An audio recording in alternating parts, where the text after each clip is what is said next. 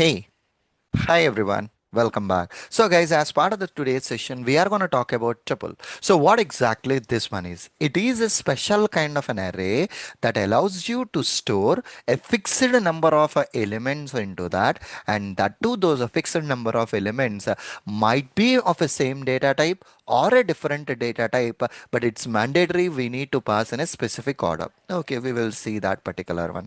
Surendra, you are saying that a same or a different data type. Why exactly we need it? Consider that a simple example. Why? Why exactly we need it? A simple example. Consider that I have a product information. I want to store a product information. If I create an array, right, basically within an array, I will be defining all the numbers, all the prices, all those things.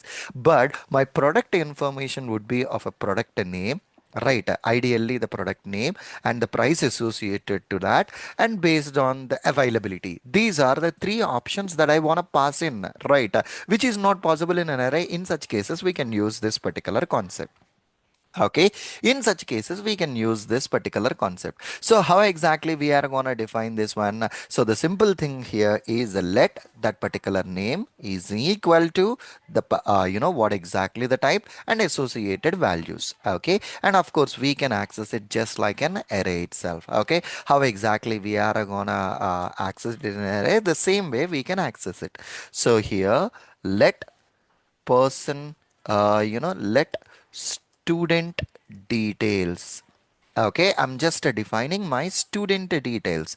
As part of this particular student details, you will be having student ID, which is going to be a number, and of course, followed by a student name. That's it, guys. Student ID and as well as a name. So I'm just defining it here.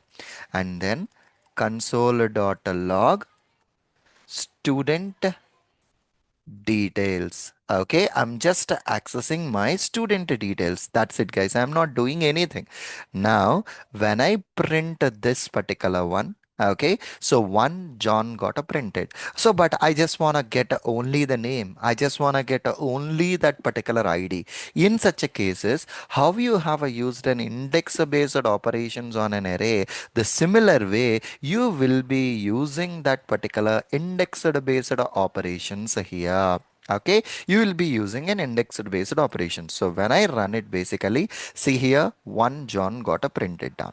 And if you look at it, basically in a specific order, you will be storing the elements in a specific order. See here, the first one is a number and the second one is a string. For suppose if I change my order to this one, okay, if I change my order to this one, it won't work. The reason is whichever the order that you have defined, you just need to pass it in that particular way itself. Okay, you just need to pass it in that particular way. This is the example where we have used a mix of data types. Consider that again a student details. Okay, the student details. This time I want to define only the same data type. So here I want to define the same data type. So this is the way how exactly we can use this particular same data type information. Okay, this is the way how exactly we can use this one. So let me try to run it. Okay, let me try to run it. Of course, the same data type information would be printed down. Okay, that's fine. So Surendra, I have this data and I just want to update this information. How exactly I can update it, right? So here the thing is I have mentioned that we can access it using an array. So here student details of 1 is equal to 200, in which instead of 100 you are updating it to, okay, you are updating it to 200. So when I run it at this time, so as it is updating to 200, the 200 value got updated. Not only a single entry we can update, we can also update both the values.